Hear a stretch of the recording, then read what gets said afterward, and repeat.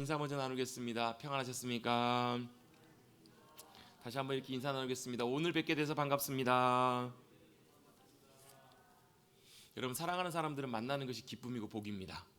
우리가 주님을 사랑한다면 주님을 만나기를 간절히 원하고, 주님을 만날 때 우리 안에 하나님이 주시는 하늘의 큰 평안과 기쁨이 우리 안에 풍성하게 넘쳐나게 됩니다. 요즘 그 매일 성경 1호로 2호로 말씀이 요한복음 말씀인데요. 어제 그제 이렇게 이틀 3일 동안 나누는 말씀이 예수님께서 사마리아라고 하는 지역을 지나가시다가 수가성에 있는 여인을 만나시는 이야기가 나와요.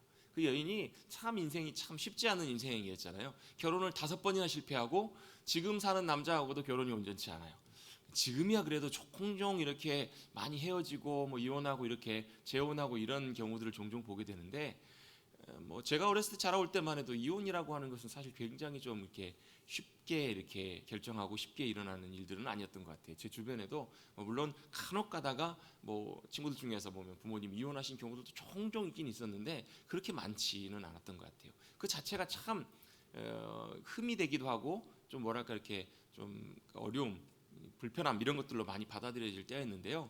옛날에 더더욱 말할 수 없이 이 여인이 결혼에 실패한 뿐만 아니라 5번씩이나 결혼에 실패하고 남자와 헤어지고 다른 남자와 산다? 이것은 사실 굉장히 여러 가지 생각해 볼 만한 것들이 많다라는 거예요. 단순히 뭐 남자를 찾아서 이 남자 저 남자 찾아다녔다 이런 의미라기보다도 이 여인에게는 원치 않는 사별이나 원치 않는 버림받음이나 이런 것들이 굉장히 많았던 여인임을 생각해 볼 수가 있어요. 그 말대로 인생의 참 큰 기구한, 참 큰 아픔과 고난, 고통을 몸에다 품고 마음에 품고 살아가는 이 여인을 누가 찾아와 주시냐면 예수님이 찾아와 주세요. 그리고 예수님이 그 여인을 만나 주십니다. 단도직입적으로 주님께서 말씀하세요. 내가 누구인지를 알고, 내가 너에게 줄 것이 무엇인지를 알고, 내가 너에게 영원히 목마르지 않는 생수를 줄 사람이라는 것을, 줄 존재라는 것을 네가 알았다면 구했을 거라는 얘기예요. 왜요? 예수님의 관심은 그 여인의 영혼의 갈증과 영혼의 답답한 마음속에 있는 해결되지 않는 그 문제에 대한 답을 주님은 주시기를 원하셨던 거예요. 여러분, 주님은 거기에 관심이 있으세요. 우리 볼 때는 우리가 필요한 것들이 이것들이잖아요. 우리가 원하는 것, 주님 이거 주세요, 이거 필요해요 라고 이렇게 우리가 구하지만, 여러분 주님의 관심과 마음은 뭐였냐면 우리에게 진짜 있어야 될 것, 우리에게 정말로 필요한 것, 그것을 주시기를 원하시는 분이 바로 우리 주님이시라는 거예요. 그래서 우리가 지난주부터 우리가 하나님은 어떤 분이신가에 대해서 우리가 함께 나누면서요, 하나님은 창조주 하나님이십니다. 천지 만물을 지으시고 또 저와 여러분을 빚으시고 지으시고 만드신 하나님이십니다 라는 말씀을 함께 나눴어요. 그러면 저와 여러분을 주님이 지으시고 빚으셨다면 누가 가장 저와 여러분을 가장 잘 아시냐면 우리를 만드신 하나님께서 우리를 가장 잘 아신다라는 거예요. 그러면 어떻게 해요? 주님이 우리를 만드신 목적과 이유대로 우리를 잘 갈 수 있도록 말씀해 주신 하나님의 말씀, 사용 설명서, 이 말씀의 길을 잘 따라가면 우리의 삶이 가장 복되고 귀하고 잘 가장 최선의 길들로 나아갈 수 있다는 것을 우리는 분명히 확인할 수 있잖아요. 주님이 우리를 가장 잘 아신다면 주님이 우리를 향해서 그냥 말씀해 주신 것이 아니라 최상의 가장 좋은 길들로 이렇게 나아가도록 우리를 부르시고 말씀해 주신 그 말씀들이 바로 하나님의 말씀의 길이라는 거예요. 아멘. 우리를 그래서 너무너무 잘 아세요. 우리를 만드시고 빚으셨어요. 그래서 그 주님께서 우리의 삶을 향해서 최선의 길들로 나아가도록 하나님의 사용 설명서를 우리에게 주셨다. 그리고 그것을 계속해서 가능하도록 우리 가운데 도우시고 역사해 주시는 것이 바로 뭐냐면 하나님의 복이라는 거예요. 그래서 오늘은 하나님은 누구신가, 하나님은 어떤 분이신가에 대해서 나누면서 두 가지를 좀 나누려고 하는데요. 첫 번째는 바로 뭐냐면 이 뒤에 보면 복 주시는 아버지라는 제목에서 아버지라는 부분에 좀 포커스를 맞춰볼 텐데, 사실은 이 아버지, 하나님 아버지에 대한 이 부분들 뿐만 아니라 하나님은 아버지시면서 동시에 어떤 분이시냐면 어머니의 속성도 같이 가지신 분이시다. 이 부분을 같이 좀 나누려고 합니다. 첫 번째로 먼저, 그러니까 하나님은 누구신가? 첫 번째는 창조주 하나님, 두 번째로는 하나님은 아버지시면서 동시에 어머니이시다라는 거예요. 그걸 이제 이렇게도 표현할 수 있습니다. 부성에도 가지신 분이시지만 모성에도 가지신 분이 바로 하나님이시다라는 거예요.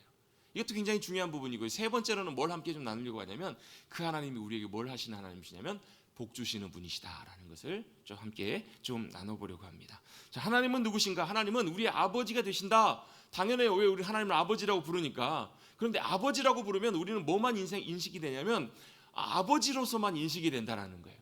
여러분, 뭐 여기 이단에 가보면, 여기 가보면 하나님 아버지도 있고 하나님 어머니도 있어요. 그렇죠?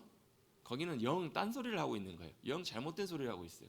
살아있는 그 사람이 이제 지금 죽었거든요. 그 사람이 죽었는데 그 사람이 하나님 아버지고 하나님 아버지가 죽으니까 그 부인이 하나님 어머니라고 그러고 있어요.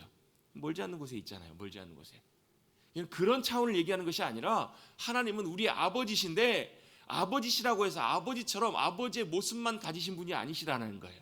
자, 그것을 어떻게 할 수 있는가? 자, 오늘 본문 말씀에 보면 26절, 27절에 보면 이렇게 말씀하는 내용들이 나와요. 하나님께서 우리의 형상을 따라 우리의 모양대로 사람을 만들자라고 이렇게 주님 말씀을 하세요. 아마 이 우리라는 것은 아버지 하나님, 또 말씀이신 예수 그리스도, 하나님의 영이신 성령님, 이 세 분을 또 지칭해서 우리라고도 표현할 수 있을 거예요.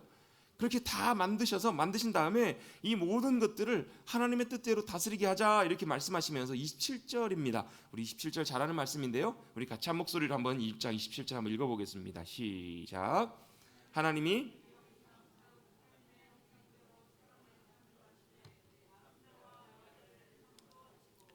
아멘. 자, 여기 보시면 하나님께서 뭘 만드셨냐면 사람을 만드실 때 남자와 여자를 만드셨대요. 남자도 만드셨고 여자도 만드셨다고. 저희 아이가 얼마 전에 그런 질문을 하더라고요. 닭이 먼저야, 달걀이 먼저야? 닭이 먼저예요? 달걀이 먼저예요? 뭐가 먼저죠? 한번 여기서 한번 해볼까요? 닭이 먼저라고 생각하시는 분, 달걀이 먼저라고 생각하시는 분, 뭐가 먼저일까요? 닭. 또 달걀이 없으면 또 닭이 안 나오잖아요. 근데 아마 이제 우리가 뭐 그냥 성경적으로 추측해 보건데 이건 뭐 전혀 사실은 뭐 답이 중요한 것도 아니고 의미도 없는 내용이지만 하나님께서 처음에 원래 만드셨다면 아마 그래도 닭을 만드시지 않겠나. 그래서 그 닭이 달걀을 낳고 그 달걀을 통해서 닭들이 계속 만들어지지 않았겠나. 뭐 이렇게 그냥 추측해 볼 수 있을 뿐이죠. 여러분, 닭이 먼저인가 달걀이 먼저인가? 여러분, 남자가 먼저예요, 여자가 먼저예요? 남자가 먼저 만드시긴 하셨잖아요. 근데 남자가 먼저 만드셨다고 해서 여자가 없이는 안 되잖아요, 여러분. 그렇죠? 남자가 분명히 하나님께서 먼저 만드신 존재이긴 맞는데 남자만 있다고 해서는 여러분 하나님의 온전한 뜻과 모든 것들을 만들어가고 이루어가는 데는 불가능하다라는 거예요. 그 말은 무슨 얘기냐면 하나님께서는 남자 아담을 만드시고 또 여자를 만드셔서 하와를 만드셔서 둘이 뭐하게 하시냐면 온전하게 완전하게 하나가 되도록 주님께서 하나님의 뜻대로 만드신 거예요. 즉 그 말은 뭐냐면 남자만 갖고도 안 되고 여자만 가지고도 안 된다라는 거예요. 여러분, 남자 혼자라고 의스대지 마시고 여자 혼자라고 여러분 자랑하지 마시라는 거예요. 싸우지 말라는 거예요. 남자와 여자가 다 필요하다는 거예요. 왜요? 그 남자와 여자가 하나 되게 하시면서 뭐를 이루게 하셨냐면 하나님의 온전하심을 이루고 만들어가게 하시려고 만드신 거예요. 왜요? 하나님의 형상대로 남자와 여자를 다 만드셨기 때문에. 그 말은 하나님이 남자다 여자다 이걸 말씀하시는 것이 아니고 그 남자와 여자에게 뭐가 다 있냐면 하나님의 형상, 즉 하나님의 형상이라는 것은 하나님의 모양이 아니라 하나님의 성품을 말하는 거예요. 하나님의 속성, 하나님이 어떤 분이신지를 남자와 여자를 통해서 그 관계를 통해서 배워가게 하시고 알게 하시고 온전하게 만들어가기를 원하셨다라는 거예요. 그 말을 조금 더 확장시켜서 이렇게 설명을 해보면 남자, 아버지로서의 남자, 어머니로서의 여자, 이 성품들이 다 누구에게서부터 온 거냐면 하나님께로부터 온 거라는 얘기예요. 이걸 좀 한번 생각해 보자는 거예요. 하나님 아버지라고 우리가 하나님을 아버지라고 부르지만 실제로 하나님께는 아버지로서의 속성뿐만 아니라 뭘로요? 어머니로서의 모성애와 그 마음들도 하나님께 있다 없다? 있다라는 거예요. 하나님께서는 그 관계를 통해서 아버지만이 아니라 어머니만이 아니라 부모를 통해서 하나님께서 이 땅에 우리를 태어나게 하시고 그 부모의 사랑을 다 받고 경험할 때 온전한 부모의 사랑, 진짜 사랑의 의미를 경험해 갈 수 있도록 그렇게 하나님께서 우리 인간을 만드시고 빚어가시고 계획해 가시고 인도해 가신다라는 거예요. 그래서 하나님은 아버지로서의 부성애뿐만 아니라 어머니로서의 모성애도 다 가지신 하나님이세요. 제가 예전에 한번 그런 설명을 드린 적이 있는데요. 하나님은 사랑이시다 이렇게 표현을 하잖아요. 헬라 철학에서는 이 사랑을 몇 가지로 부분을 해서 설명을 해요. 사랑에 보면 아가페 사랑이 있고 에로스 사랑이 있고 또 필레오 사랑이 있고 스톨게 사랑이 있고 또 몇 가지 사랑으로 구분을 해요. 자, 아가페 사랑은 뭔가 헌신적인 사랑이라는 거예요. 희생적인 사랑이라는 거예요. 그래서 이 사랑을 부모의 사랑으로도 묘사하기도 하지만 하나님의 헌신적인 전적인 헌신적인 사랑이라고 표현하기도 해요. 에로스 사랑은 남녀 간의 사랑을 표현하기도 해요. 또 필레오의 사랑은 친구 간의 사랑, 스톨게의 사랑은 친척이나 이런 좀 관계, 가족 안에서 느끼는 그런 사랑의 관계, 이런 걸 스톨게 사랑이라고도 표현을 해요. 그래서 하나님의 사랑은 아가페 사랑이다. 근데 저는 여기에 동의하지 않아요. 왜요? 하나님은 사랑이시기 때문에 그 모든 사랑의 모습이 다 누구에게로부터 나왔냐면 사실은 하나님께로부터 나왔다라는 거예요. 하나님의 온전한 사랑은 아가페 사랑뿐만 아니라 에로스 사랑, 필레오 사랑, 스톨게 사랑, 그 모든 사랑이 다 하나님의 사랑에서부터 나온 것이기 때문에 하나님께서는 그 모든 관계를 통해서 때때로 어떨 때는요 정말로 부모님으로 받는 헌신적인 사랑을 통해서 누구의 사랑을 간접적으로 경험하게 하시냐면 하나님 아버지 안에 있는 하나님의 어머니와 같은 사랑을 간접적으로 경험하게 하시고요, 남녀 간의 사랑을 통해서 신랑과 신부의 관계를 통해서 하나님이 우리를 사랑하실 때 어떻게 사랑하시냐면 신랑이 신부를 사랑하는 것처럼. 그래서 여러분 아가서 말씀이 왜 성경에 그 안에 포함되어 있을까 좀 의구심을 가질 수도 있는데요, 그 아가서에 나오는 솔로몬 왕과 술람미 여인의 관계가 뭐예요? 우리를 그토록 열렬히 그 여인을 사랑하는 그 한 남자의 마음처럼 하나님께서 저와 여러분을 그렇게 사랑하신다는 거예요. 그래서 여러분 남자와 여자가요 뭐 젊었을 때 정말 열렬하게 뜨겁게 사랑해 본 사람은요 뭘 하냐면 하나님의 우리를 뜨겁게 사랑하시는 그 사랑이 어떤 것인지를 조금은 더 많이 아는 것 같아요. 그것만 있는 것이 아니라요, 다윗과 요나단의 관계처럼 정말로 진짜 친한 그 관계를 통해서 뭘 경험하게 해주세요. 하나님께서 아브라함을 향해서 뭐라고 부르시냐면 너는 나의 벗이라라고 부르시잖아요. 에녹을 하나님께서 왜 데리고 가세요? 하나님과 정말로 친구처럼 정말로 가깝게 동행하니까 하나님께서 죽음을 경험하지 않게 하시고 그를 그냥 데리고 가버리시잖아요. 그 모든 관계를 통해서 하나님께서 뭘 알기를 원하시냐면 우리가 하나님의 온전한 사랑이 무엇인지를 우리에게 다 알게 하시고 깨닫게 하시고 경험하게 하기 위해서 그 관계들을 우리 가운데 허락해 주셨다라는 거예요. 여러분 우리는 하나님을 다 알 수가 없어요. 그런데 그 과정들, 관계들을 통해서 하나님의 사랑과 하나님이 어떤 분이신지를 우리 간접적으로 어느 정도 좀 깨달아가고 알아갈 수 있거든요. 그 중에서 가장 대표적인 것 중에 하나가 바로 뭐냐면 부성애로서의 하나님 아버지뿐만 아니라 모성애로서의 그 어머니와 같은 사랑이 하나님의 사랑이다라는 것을 우리는 알 수 있다라는 거예요. 여러분 아버지로서의 부성애 사랑도 참 중요합니다. 왜요? 가정에 아버지 역할이 있고 어머니 역할이 있잖아요. 아버지로 살 수 있는 부분이 있고 어머니로 살 수 있는 부분이 있는데 아버지의 사랑은 때때로 우리가 든든하게 든든함이 되어주시잖아요. 아버지의 사랑 역할이 그래요. 때때로 우리를 지키시고 보호해 주시기도 하시고 때때로 잘 갈 수 있도록 우리를 격려해 주시기도 하지만 때때로 우리를 강하게 훈련해 주기도 하세요. 때때로 바른 것들을 보여주기도 하고 우리를 이끌어 주기도 해요. 그게 바로 아버지로서의 우리의 사랑이에요. 그런데 그것만이 전부가 아니라 어머니로서 사랑하시는 모성애로서의 사랑은 어떤 사랑인가? 끌어안는 사랑이라는 거예요. 아버지는 우리를 때때로 격려하거나 우리를 이끌어주고 우리를 강하게 해주시는 것이 아버지의 사랑이라면 어머니의 사랑은 강하게 해주는 것이라기보다도 끌어안고 우리를 부둥켜 안고 깨지고 넘어졌을 때 아버지는 잡아 일으켜주는 분이라면 어머니는 뭐 하는 분이세요? 울고 있는 그 아이에게 함께 가서 같이 주저앉아서 같이 아이와 함께 아파해주고 울어줄 수 있는, 안아줄 수 있는 그것이 바로 어머니의 사랑이라는 거예요.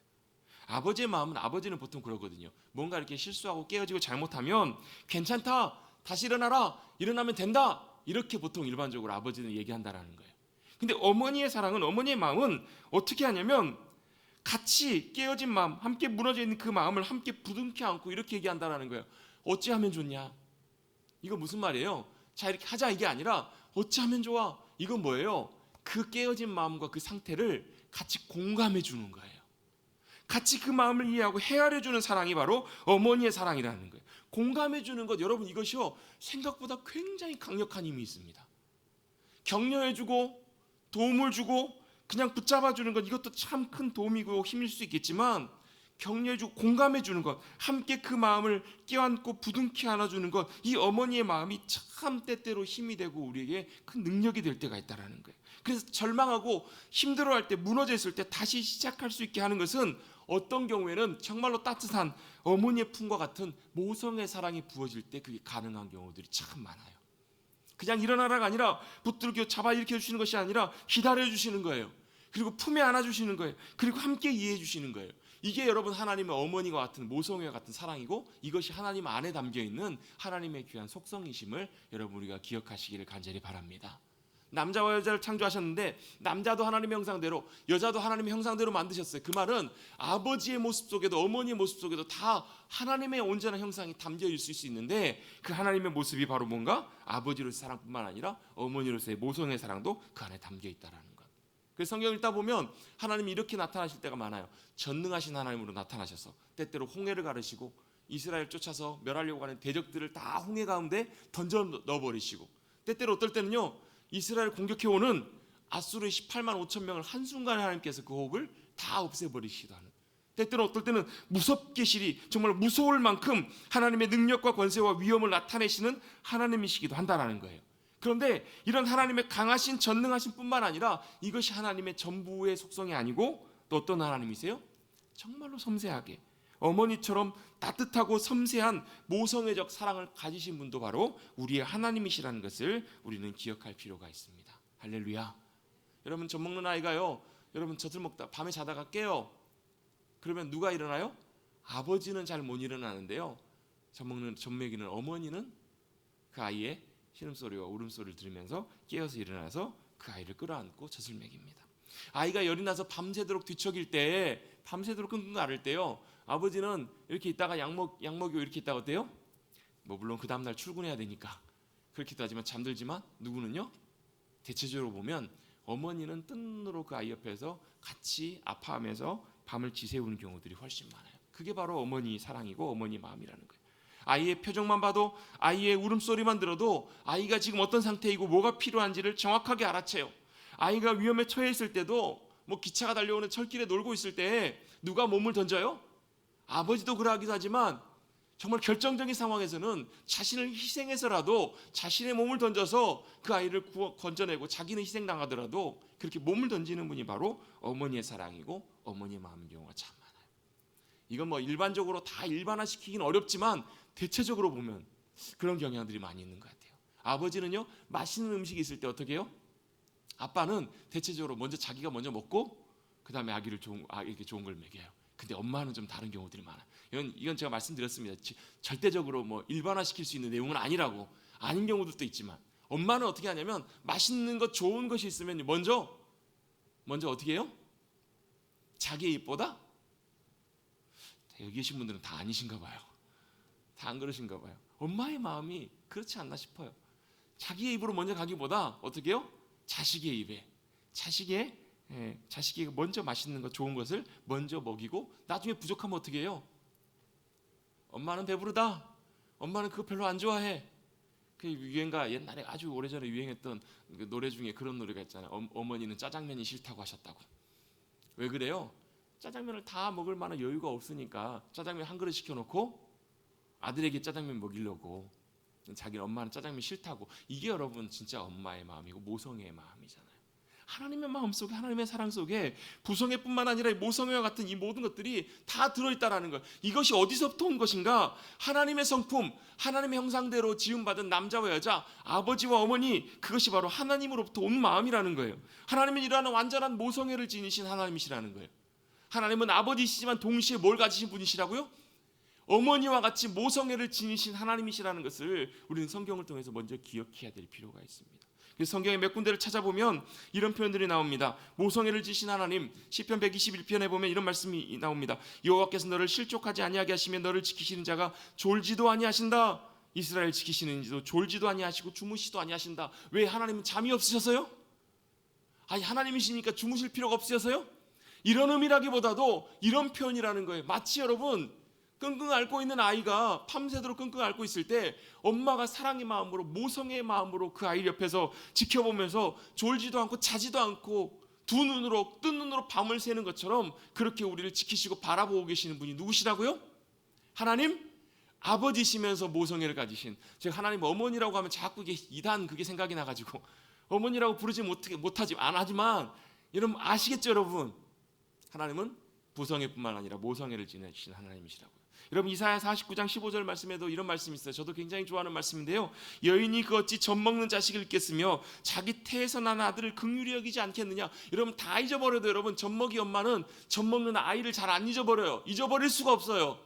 그런데 혹시라도 여인이 그 젖 먹는 자식을 잊어버릴지라도 자기 태에서 난 아들을 긍휼히 여기지 아니할지라도 그들은 혹시 잊을지라도 나는 너를 잊지 아니할 것이라. 그리고 내가 너를 손바닥에 새겼고 너의 성벽이 항상 내 앞에 있다라고 말씀하세요.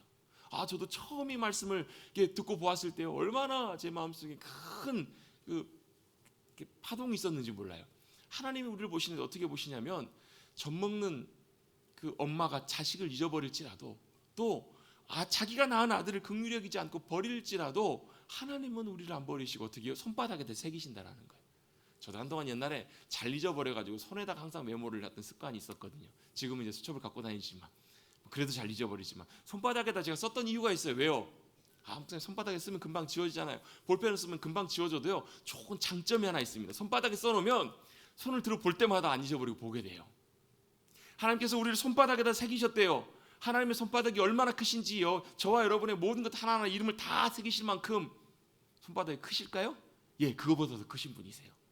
그거보다 더 크신 분이시고 그것만큼 더 우리를 어머니의 마음으로 사랑하시고 돌보시고 기억하시는 분이 바로 우리 하나님 아버지시라는 거예요.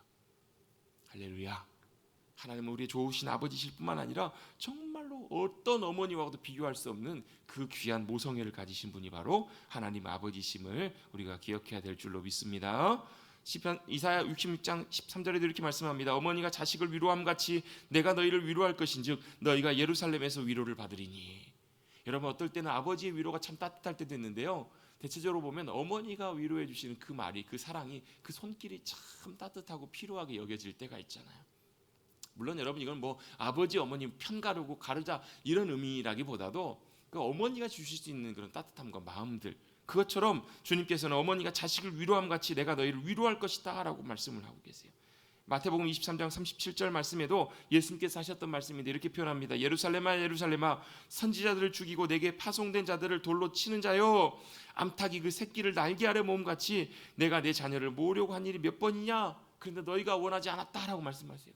하나님 아버지는 마치 암탉이 새끼를 모음과 같이 그렇게 우리를 모으시는 분이시라는 거예요. 우리를 끌어안아 주시는 분이시라는 거예요. 여러분, 찬송가 405장이죠. 405장에 보면 그런 고백을 하잖아요. 주의 친절한 팔에 안기세요. 여러분, 그 팔을 어쩌면 아버지의 품이기도 하면서 또한 동시에 우리를 정말로 사랑하는 어머니의 사랑으로 품어주시는 하나님 어머니의 사랑, 그 품의 사랑이라고도 우리가 생각해 볼 수 있다는 거예요. 주의 친절한 팔에 안기세, 그 사랑의 팔에 안기세, 주의 품에 안겨서 참된 위로를 누리며 참된 하나님의 사랑을 맛보고 누리시는 우리 모두가 되시기를 주님의 이름으로 축원합니다. 하나님은 모성이 없다고는 말할 수 없는 그런 귀한 성경의 여러 가지 표현들이 정말 많아요. 하나님은 우리의 아버지 되시면서 또한 동시에 모성애를 지니신 우리를 정말 어머니처럼 사랑해 주시는 하나님이시다라고 성경은 우리에게 말씀해 주십니다. 아버지는 그렇잖아요. 이 사내 아들이 사내 대장부가 더 강해져야지 그것도 못 참느냐. 하나님께 때때로 우리를 시험하시고 우리를 훈련하실 때는 그렇게 하실 때도 있으세요. 우리를 강하게 하나님께서 때때로 연단하실 때도 있으세요. 그런데 어머니로서의 하나님의 속성은요, 우리를 강하라고 하기 이전에 먼저 어떻게 하시냐면 우리를 먼저 사랑으로 품어주시고 안아주시는 주님이시라는 거예요. 감싸주세요. 감싸주시면서 기꺼이 자신의 생명까지도 내어놓는 사랑이 바로 모성의 사랑이에요. 그 사랑이 있었기 때문에 주님께서 우리를 어떻게 하셨어요? 십자가에서 아들 예수 그리스도를 찢겨 죽이시면서까지 우리를 사랑해 주시고 우리와 찾아와 주시고 함께 해주시잖아요. 왜 예수님께서 베들레헴 그 마국간 그 추하고 가장 낮은 곳까지 내려오셨어요? 뭐 하시려고요? 우리와 함께 해주시려고, 우리를 안아주시려고, 우리를 붙잡아 주시려고. 그것이 바로 아버지의 사랑 이전에 어머니의 사랑이었기 때문에 가능하게 하신다라는 거예요. 여러분, 저와 여러분은 여전히 연약합니다. 오늘 우리 권사님께서도 기도하시면서 그런 고백을 하셨는데요, 돌아볼 때마다 참 연약해요. 돌아볼 때마다 참 부족해요. 하나님께 때때로 연약한 우리를 훈련시키시기도 하시고 우리를 세워가시기도 하시지만 먼저 주님께서 우리에게 하시는 것이 있어요. 우리의 연약함을 아시고 우리를 어떻게 해주시는 분이시냐면 어머니의 사랑으로 우리를 끌어안아 주시는 분이 우리 하나님 아버지시라는 거예요. 하나님 어머니가 되신다라는 거예요. 우리 연약함을 그냥 마다하지 않으시고 마치 어머니처럼 우리를 끌어안아 주세요. 그 사랑이 우리의 연약함을 덮어주세요. 그 사랑이 우리의 연약함을 채워주시고 일어나게 하신다라는 거예요. 여러분, 이것이 정말로 참 큰 사랑의 힘이에요. 마음을 이해해 주는 것, 감싸 주는 것, 공감해 주는 것. 여러분, 그냥 뭐 아무것도 하지 않고 그냥 두들겨 주면서 안아주면서 함께 속상해하면서 함께 마음 아파해 주시는 것, 그것이 바로 어머니의 사랑이라는 거예요. 주님께서는 저와 여러분의 우리의 모든 연약함을 아시는 어머니의 마음을 갖고 계시는 하나님이신 줄로 믿습니다. 그래서 때때로 우리를 다그치거나 우리를 몰아붙이시는 하나님이실 뿐만 아니라 히브리서 4장 15절의 말씀처럼 우리에게는 대제사장은 우리의 연약함을 동정하지 못하실 분이 아니시다. 그 말은 무슨 얘기냐면 우리의 연약함을 다 아시는 하나님이시라. 그리고 함께 해주시는 하나님, 그리고 괜찮다 등 두드려 주시며 함께 아파해 주시며 함께 때때로 우리가 눈물을 흘릴 때 같이 울어주시고 우리가 탄식하며 괴로워할 때 함께 탄식해 주시고 함께 그 자리에서 우리를 끌어안아 주시는 어머니의 마음을 가지신 주님이심을 꼭 기억하시기를 주님의 이름으로 축원합니다. 그래서 그 어머니의 사랑의 마음을 우리가 경험하게 될 때요, 여러분 참 놀라운 힘이 그 안에 있는 것 같아요. 그 어머니의 마음을 알게 되면요, 참 놀랍게 일어나라고 말하지도 않았는데 우리가 일어나지고요, 그 어머니의 사랑을 우리가 알게 되면요, 참 누군가가 뭐 특별한 말로 위로하지 않는데도 우리에게 정말 큰 위로와 큰 평안과 기쁨이 우리 마음 가운데 부어지게 되는 줄로 믿습니다. 여러분, 그 하나님 어머니의 마음, 모성애를 가지신 하나님의 어머니의 마음과 그 사랑을 더 귀하게 경험하시는 저와 여러분 되시기를 주님의 이름으로 축복합니다. 그래서 하나님께서 처음에 만드실 때 하나님의 형상대로 남자와 여자를 창조하셨기 때문에 우리에게는 아버지가 있고 어머니가 있는 거예요. 아버지의 마음, 어머니의 사랑, 그 귀한 사랑들로 하나님의 사랑으로 충만하게 채워지시는 저와 여러분 되시기를 간절히 주님의 이름으로 축복합니다. 세 번째로 하나님은 누구신가 말씀을 나눌 때 오늘 본문을 통해서 세 번째 하나님은 어떤 하나님이심을 우리가 살펴볼 수 있냐면요, 하나님은 복 주시는 하나님이십니다. 같이 한번 따라서 해보겠습니다. 하나님은 복 주시는 하나님이십니다. 첫 번째가 창조주 하나님이고 두 번째 하나님은 부성애와 모성애를 가지신 하나님이시라면, 어머니와 같은 하나님이셨다면, 세 번째는 뭐냐면 복 주시는 하나님이시라는 거예요. 여러분, 복이란 게 뭐예요? 여러분, 복. 여러분, 우리나라도 복이라는 것을 굉장히 중요하고 복이라는 것들을 많이 강조하잖아요. 그래서 뭐 숟가락에도 복을 써놓고, 저 어렸을 때 아직도 기억이 나는 게 저희 집에서 썼던 숟가락에 보면 복이라는 게 한자로 써 있었거든요. 그 뭐 하라는 거예요? 밥 먹을 때마다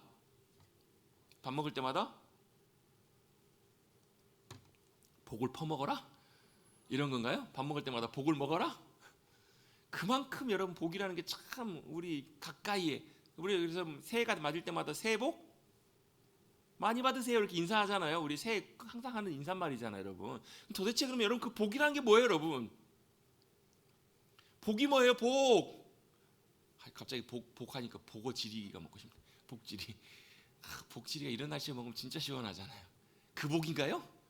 그 복이 아니잖아요. 말복이 이런 복인가요? 도대체 복이 뭐예요? 새해 복 많이 받으시라고 하는데 그 뭘 받으라는 거예요, 여러분? 아무것도 모르고 그냥 복 받으세요? 얘기 좀 해보세요. 제가 앞에서 답답합니다. 그 복이 뭐예요? 왜 쉽게 여러분 복이라는 것을 얘기를 못하냐면, 우리가 복 많이 하고 복 받기를 원하고 이러는데 실제로 그것이 무엇인지를 사실 정확하게 이렇게 정의하고 구분하기가 참 쉽지가 않아요. 왜요? 여러분, 제가 간단하게 설명을 드리면 이런 거예요. 우리가 받기를 원하는 복은 내가 원하는 것이 이루어지는 것이 복이에요. 그렇죠? 아닌가요? 새해 복 많이 받으세요라고 하는 것은 뭐냐면, 내가 건강하고 싶어요. 그럼 건강을 받는 것이 복이잖아요. 내가 복 받고 싶어요. 그게 뭐예요? 자녀가 잘 되는 게 복이잖아요. 내가 복 받고 싶어요. 하는 일이 잘 되는 거, 내가 계획하고 원하는 것들이 잘 이루어지는 것이 우리가 받기를 원하는 복이에요. 그런데 여러분, 성경에서 말씀하는 복은 조금 달라요. 성경에서 말씀하는 복은 왜 다르는가? 여러분, 복은 하나님이 주시는 것이 복이에요. 바꿔서 표현해 보면요, 하나님이 우리의 복이 되세요. 아무도 아멘 안 하시네요. 왜요? 여러분, 우리 마음속에는 내가 받기를 원하는 것이 여러분 우리 마음속에 다 있거든요. 또 그걸 받기를 원하거든요. 근데 진짜 복은 뭐라고 말씀하시냐면, 진짜 복은 하나님이 우리에게 주시는 것이 복이에요. 좀 더 근본적으로 설명해 보면, 제가 함께 나누는 그 새신자반이라는 책에서 목사님이 이 복을 이렇게 정리하세요. 저는 저도 이제 제 생각을 좀 덧붙여서 설명을 드리면, 여러분, 하나님께서 처음에 천지 만물을 지으시고 저와 여러분을 지으셨을 때는요, 가장 완전하게 지으셨어요. 아멘. 모든 것들을 가장 완벽하게 최상의 최고의 걸작품으로 저와 여러분을 만드셨다고요. 진짜예요. 그게 여러분 하나님께서 보시기에 좋았다라는 말씀의 의미거든요. 완벽하게 모든 것들 하나님의 의도대로 가장 완전하게 지으셨어요. 그래서 여러분, 에베소서 2장 8절 9절 10절 말씀에 보면 이렇게 말씀하세요. 우리는 그의 만드신 바라, 하나님 우리를 만드신 바라. 이 포이에마라는 단어는요, 걸작품이라는 단어도 함께 포함이 되어 있어요. 옆에 계신 분이 한번 인사 한번 나누겠습니다. 당신은 하나님의 걸작품입니다. 망가지기 전에 원래 모습은, 원래 오리지널은 가장 최고의 하나님의 작품이었어요. 근데 뭐가 문제예요? 망가져 버렸다는 거예요. 그래서 여러분, 하나님께서 우리의 삶을 여러분 가장 귀하게, 우리를 새롭게 하신다는 말씀 있잖아요. 내가 만물을 새롭게 하노라. 하나님께서 새롭게 하신다는 말씀의 뜻은 뭐냐면, 새롭게 한다라는 말은 원래 처음에 만들었던 그 모습으로 가장 최상의 오리지널 그 모습으로 되돌아간다. 이게 새롭게 한다는 뜻이에요. 왜요? 해 아래는 새 것이 없거든요. 해 아래 모든 것은 새 것이 없어요. 뭐가 제일 좋은 거예요? 하나님이 원래 처음 만드신 아담 그 오리지널 본 모습, 그 모습이 가장 최고의 모습이고 최상의 모습이에요. 하나님의 형상대로 만드신 그 모습 그대로 하나님께서는 저와 여러분을 새롭게 가시고 회복해 가시길 원하시는 줄로 믿습니다. 원래 그 모습으로 돌아가는 것이 가장 최상의 모습이에요. 회복하신다는 말씀은 원래 하나님이 만드신 그 상태대로 완전하고 조금도 하나님이 보시기에 부족함이 없는 가장 보시기에 좋은 모습으로 되돌아가는 것, 그렇게 고쳐주시는 것, 그렇게 온전케 해주시는 것, 그게 바로 새롭게 해준다는 뜻이에요.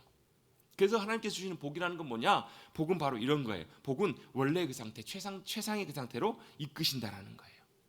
그래서 하나님께서 처음 세상을 만드시고 아담과 하와를 만드신 다음에 사람을 만드시고 제일 먼저 하셨던 것이 뭐라고요? 오늘 말씀해 보세요. 뭐라고요? 28절입니다. 27절에 보시면 자기 형상대로 남자와 여자를 창조하시고 하나님이 28절에 그들에게 뭐 하셨다고요? 복을 주시며 그들에게 이르셨다는 거예요. 가장 먼저 하나님께서 하셨던 것이 바로 뭐냐면 복 주시는 거예요. 그 복이 바로 뭔가? 그 바로 복이 뭐냐면 하나님께서 원래 만드신 그 의도대로 하나님께서 끊임없이 인간들을 하나님을 통해서 원래 그 모습대로 그대로 유지시켜 주신다라는 거예요. 그래서 복을 그 책을 쓰셨던 이재철 목사님 이렇게 표현하세요. 하나님의 애프터 서비스라고. 하나님의 애프터 서비스. 애프터 서비스가 뭐예요, 여러분? AS가 뭐예요? 물건을 쓰다 보니까 어떻게 돼요? 작동이 제대로 안 돼요. 고장이 났어요. 그럼 어떻게 해요? 하나님께서 다시금 원래 그 상태대로 처음 만드신 그 상태대로 그대로 되돌려 주시는 거예요. 고쳐주시는 거예요. 뭘요? 저와 여러분의 마음을, 저와 여러분의 심령을, 저와 여러분의 생각을, 저와 여러분의 성품을, 저와 여러분의 말과 행동을, 저와 여러분의 계획과 목적을, 저와 여러분의 인생의 모든 것들을 하나님이 원래 의도하시고 만드신 모습대로 다시금 온전하게 만들어 가시고 다시금 고쳐주시는 것, 그게 바로 진짜 복이라는 거예요. 할렐루야. 그래서 여러분, 하나님이 우리에게 주시는 복은 늘 우리를 붙잡아 주시고 인도해 주시고 고쳐 주시고 온전케 해 주시는 거라는 얘기예요. 여러분, 저와 여러분의 인생은요, 아무리 우리가 노력하고 있어도 여러분 지나가는 세월을 붙잡을 수 없기 때문에 연약해져요. 더 잘하려고 하는데 하려고 할수록 잘 안 돼요. 그래서 뭐가 필요해요? 주님의 은혜와 도우심과 복이 필요한 거예요. 그래서 여러분, 늘 하나님의 은혜와 복을 우리는 구해야 돼요. 하나님 우리를 축복해 주세요. 여러분, 이 표현 갖고도 사실 좀 말이 많은데요, 하나님 축복해 주세요, 이 말은 좀 잘못된 표현이라고 보통 얘기를 해요. 왜? 우리 한자 말의 표현에 보면 축자가 빌축자에다가 복복자예요. 그래서 축복이라는 말은 누군가에게 복을 빌다라는 말이에요. 그러니까 이게 무슨 말이냐면 내가 상대방을 향해서 하나님 저 사람에게 복을 주세요, 이게 축복이라는 거예요. 이해가 되세요? 하나님 축복해 주세요, 이건 안 맞는다는 말이라고 보통 표현들을 해요. 왜요? 하나님께 축복해 주시라는 말은 하나님이 누군가에게 복을 빌어달라는 건데 하나님이 누군가에게 복을 빌 수 있는 분이 아니잖아요. 그렇죠? 그래서 이 축복해 주세요라는 표현보다도 하나님 복 주세요 이렇게 표현한다고요. 그래서 여러분, 그 복음송 중에서 보면 그 복음송 아시는지 모르겠어요. 나의 가장 낮은 마음 주님께서 기뻐하시고, 그 복음송 들어는 보셨죠? 우리에게 축복하신 하나님 사랑, 그게 이제 그걸 쓰신 이제 지금 목사님이신데 그분이 제 신학교 같이 다니신 동기 목사님인데요. 원래 처음에 가사는 우리에게 축복하신 하나님 사랑이었어요. 근데 나중에 이분이 이걸 설명을 듣고 이걸 가사를 바꿨어요. 우리에게 복 주시는 하나님 사랑, 이렇게 바꾸셨더라고요. 나중에 보니까요. 여러분, 뭐 어쨌든 간에 뭐 축복해 주세요, 이게 저는 그래서 이렇게 표현을 보통 많이 해요. 하나님 우리 귀한 권사님을, 우리 귀한 장로님을, 우리 귀한 집사님을 축복해 주세요. 이거는 맞는 표현이에요. 왜요? 왜 맞는 표현이에요? 제가 주님의 이름으로 축복하는 거잖아요. 주님께서 복 주시도록 구하고 있는 거잖아요. 맞는 표현이긴 한데 여러분, 다 떠나서 여러분, 성경에 나와 있는 이 복, 축복이라는 단어의 의미를 조금 우리가 알게 되면 사실 이것도 사실 그렇게 굳이 따져야 될 필요성이 있나, 저는 그런 생각을 해요. 성경에 나와 있는 복이라는 말은 바라크라는 말인데요. 바라크, 베레카 이런 말인데, 그래서 여러분, 베레가 골짜기라는 성경의 표현도 나오는데 그게 바로 뭐냐면 이게 복이라는 말이에요. 바라크라는 말의 원래 뜻은 뭐냐면 무릎을 꿇다라는 말이에요, 원래가. 자, 하나님께서 우리에게 복 주신다라는 말의 의미는 무슨 말이냐면 이런 뜻이에요. 하나님께서 우리에게 오셔서 무릎을 꿇으세요? 이게 말이 돼요? 그래서 여러분, 영어에 보면 축복이라는 말은, 복이라는 말은 bless라는 말을 쓰잖아요. 그래서 뭐라고요? God bless you 이런 말을 쓰잖아요. 이게 무슨 말이에요? 하나님께서 당신을 복 주시기를 원합니다. 하나님 당신 우리 귀한 분을 축복해 주세요. 이런 뜻이잖아요. God bless you. 근데 여러분 이 bless라는 말이 이렇게도 쓰입니다. bless the Lord 이렇게도 쓰여요. 이 말은 무슨 얘기예요? 하나님을 축복합니다라는 말이에요. 이걸 한국말로는 이렇게 표현해요. 주님을 송축합니다 이렇게 표현을 해요. bless the Lord를 할 때는. 그러니까 이 복이라는 말이, 축복이라는 말이, 이 바라카라는 말은 두 가지 의미가 다 포함이 되어 있어요. 우리가 하나님 앞에 무릎을 꿇고 엎드리고 주님의 이름을 높이 드립니다. 주님의 기쁨 되기를 원합니다라는 말도 이 안에 포함되어 있고요. 또한 뭐예요? 하나님이 우리 가운데 친히 임하셔서 우리에게 마치 무릎을 꿇고 우리에게 눈을 맞추시는 것처럼 이렇게 말씀하시는 거예요. 내가 너에게 뭘 해줄까? 내가 너에게 해주고 싶은 것이 있어? 내가 너에게 가장 중요하고 필요한 것, 내가 볼 때 너에게 가장 중요한 것, 귀한 것을 너에게 주기를 원해. 이게 바로 바라크라는 말의 원래 의미라는 거예요. 그래서 한번 정리해 보면요, 하나님께서 우리에게 복 주시는 하나님이신데, 이 복이라는 게 뭐냐면 내가 원하는 것이 이루어지는 것보다도 성경의 복은 뭐냐면 하나님께서 우리에게 주시기를 원하시는 귀한 것들이 임하는 것이 진짜 복이라는 거예요. 아까도 아멘도 안 하시고 지금도 아멘도 안 하세요. 왜요? 우리 마음속에는 뭐가 그래도 복이에요. 내가 원하는 것이 잘 이루어지고 성취되는 것이 가장 내게 복이라고 생각하고 그것이 축복받았다고 생각을 해요. 복을 받았다고 생각하는데 성경의 복의 의미는 조금 달라요. 성경의 복의 의미는 뭐냐면 하나님께서 우리에게 주시는 가장 귀한 것들을 우리에게 주시는 것, 그게 진짜 복이에요. 그래서 성경은 우리에게 말씀합니다. 뭐가 우리의 복이냐면 하나님이 우리의 복이시래요. 이게 왜 중요한 부분이냐면요, 하나님은 복 주시는 하나님이시기 때문에 기복, 복을 구하는 것들은 정말 중요해요. 필요해요. 근데 뭐가 문제냐면 기복주의가 문제예요. 기복주의는 굉장히 위험합니다. 왜 기복주의가 문제냐면 하나님은 우리에게 귀한 것들로 주시고 복을 주시는 하나님이신데, 기복주의는 뭐냐면 우리의 마음이 어디가 있냐면 이 복에만 가 있는 거예요. 이게 기복주의예요. 우리의 목적이 이 주시는 이 복에 가 있으면 이건 기복주의예요. 그러면 하나님께 복을 구한다는 것은 뭐냐면 우리에게 귀한 것들로 주시는, 복을 주시는 그 하나님께 우리의 마음과 시선이 향해져 있는 것, 이게 바로 복 주시는 하나님을 향한 우리의 온전한 믿음의 태도이고 방향이라는 거예요. 자, 그렇게 놓고 보면요, 이런 결론을 내릴 수가 있습니다. 내가 원하는 것들이 이것이지만 하나님께 주시는 것이 이것이에요. 그럼 뭐가 진짜 복이에요? 내가 원하는 것들, 이걸 얻는 것보다 하나님께서 우리에게 주시는 것, 이걸 누리는 것이 진짜 귀한 복이라는 거예요. 왜요? 우리가 원하는 것보다 하나님이 보실 때 더 중요하게 여기시는 것, 더 귀하게 여기시는 것, 이걸 주시는 하나님은 우리를 너무 사랑하시고 신실하신, 믿을 만한 정말 귀한 하나님이시기 때문에 그래요. 여러분, 자식들이 뭔가를 요구할 때, 자녀가 이걸 원할 때 부모가 다 줄 때도 있지만 안 줄 때도 있어요. 왜요? 부모가 볼 때 그것보다 더 좋은 것이 있으면 그걸 주지 않는 경우도 있기 때문에 그래요. 여러분, 한번 믿음을 같이 한번 고백해 보겠습니다. 하나님은 복 주시는 하나님이십니다. 하나님은 복 주시기 때문에 우리에게 정말로 귀하고 가장 좋은 것들을 주시는 분이세요. 여러분, 우리가 원하는 것을 얻는 것이 진짜 복이 아니라, 그게 진짜 복 받은 사람이 아니라, 여러분, 진짜 복 있는 사람은 누구냐면 하나님께서 주시는 것들을 우리가 믿음으로 감사함으로 받고 누리는 사람이 진짜 복 받은 사람이에요. 여전히 세 번째도 아무도 아멘 안 하세요.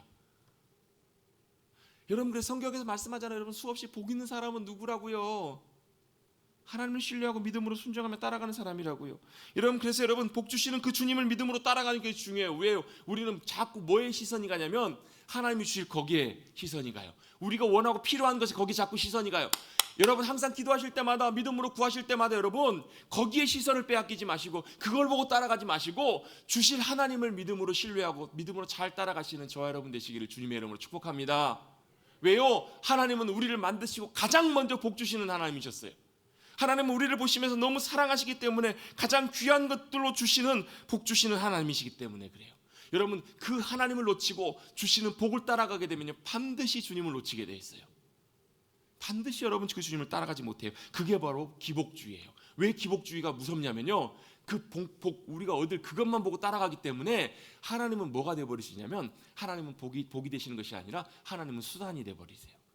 그 복과 이것들을 이루게 하는 도구와 통로밖에 안 돼요. 그래서 뭐 하시라는 거예요? 하나님, 저 이거 필요하니까 이거 이루세요. 그리고 다 이거 이루어지면 어떻게 돼요? 하나님 감사합니다, 땡큐. 그러면 내 길 가는 거예요. 이게 아니라는 거예요, 여러분.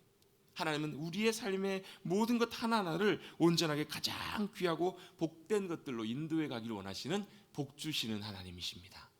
아멘. 그 주님을 믿음으로 따라가는 거예요. 그래서 복을 원하고 사랑하는 것이 아니라 복 주시는 하나님을 구하고 사랑하시는 저와 여러분 되시기를 주님의 이름으로 축복합니다. 아멘. 여러분 진짜 중요한 부분이에요. 이거 여러분 정말 놓쳐서는 안 돼요. 늘 좋은 것들로, 가장 귀하고 좋은 것들로 인도하시고 가장 좋은 것들로 계획하시고 역사하시는 그 주님을 믿고 신뢰하고 따라가는 것, 그게 바로 복 주시는 하나님을 잘 따라가는 귀한 복된 삶임을 기억하시고, 그것이 우리의 가장 최고의 복임을 기억하시고 그 주님 안에서 그 귀한 복을 누려가시는 우리 귀한 믿음의 성도들, 우리 귀한 한 분 한 분 되시기를 간절히 주님의 이름으로 축원합니다. 그렇게 주님께서 복 주셔서 처음에 아담과 하와를 만드셨을 때 아담과 하와에게 주셨던 귀한 명령과 복이 있어요. 생육하고 번성하여서 땅에 충만하고 땅을 다스리고 정복하라. 이 말은 뭐냐면 우리의 삶의 자리 가운데 주님의 나라와 주님의 통치가 임하게 하라, 이런 뜻이에요. 여러분, 저와 여러분의 삶이, 저와 여러분의 심령이 주님이 임하시는 귀한 천국으로, 하나님의 나라로 회복돼 가시기를 간절히 다시 한번 주님의 이름으로 축복합니다.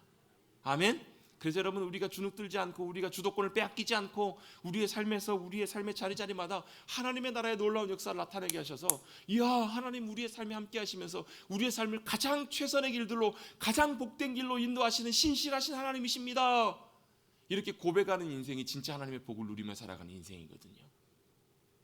아멘. 그런 우리 귀한 머릿돌교회 성도들이 되시기를 다시 한번 주님의 이름으로 축복합니다. 이걸 놓치면요, 왜 하나님 안 주세요?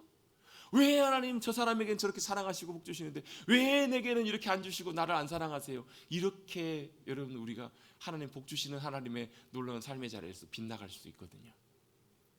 다시 한번 고백해 보겠습니다. 하나님은 복 주시는 하나님이십니다. 하나님이 복이십니다. 여러분, 그렇게 하나님을 복으로 삼고 믿음으로 따라가면요, 아브라함처럼 복의 통로로 우리를 삼으세요. 그래서 하나님의 복이 아브라함을 통해서 어떻게 해요? 그 후손에게도 임하고요, 아브라함을 통해서 그 삶의 자리에 임하게 되고요, 아브라함을 통해서 이삭이 가는 곳마다, 또 요셉이 가는 곳마다 하나님의 놀라운 형통케 하심이 임하게 되잖아요. 그 삶이 모세의 삶이고 그 삶이 여호수아의 삶이고, 여러분 그 삶이 믿음으로 살았던 하나님의 백성들의 복의 통로로 살아가는 삶이잖아요. 다시 한번 고백해 보겠습니다. 주님, 나를 복의 통로로 부르셨습니다. 아멘. 그건 뭐예요? 하나님이 우리의 복이 되시는 거예요. 그래서 하나님을 우리의 복으로 삼고 신실하게 인도해 주실, 귀한 것들로 늘 채우시고 공급해 주신 그 주님 앞에 나가서 하나님의 복과 은혜를 구하시고 누리시는 저와 여러분 되시기를 주님의 이름으로 축복합니다. 내 복이 아니라 하나님이 주실 복을 구하면 주님은 반드시 우리를 복 주시고 은혜 가운데 함께해 주신 주님이심을 꼭 기억하시고 믿음 가운데 나가시는 저와 여러분 되시기를 다시 한번 주님의 이름으로 축복합니다. 하나님은 누구신가? 하나님은 창조주 하나님이시면서 또한 동시에 모성애도 지니신 우리의 아버지, 어머니 되신다라는 것, 그 사랑으로 우리를 감싸주시고 안아주신다라는 것. 세 번째로, 하나님은 복 주시는 하나님. 다음 주에 한 번 더 설교 한 번 더 해야 될 것 같아요. 하나님 복 주시는 하나님, 여러분 그 주시는 놀라운 복과 은혜를 풍성하게 누리시는 저와 여러분 되시기를 다시 한번 주님의 이름으로 축복합니다. 우리 함께 찬송하고 기도하겠습니다. 찬송가 313장 우리 함께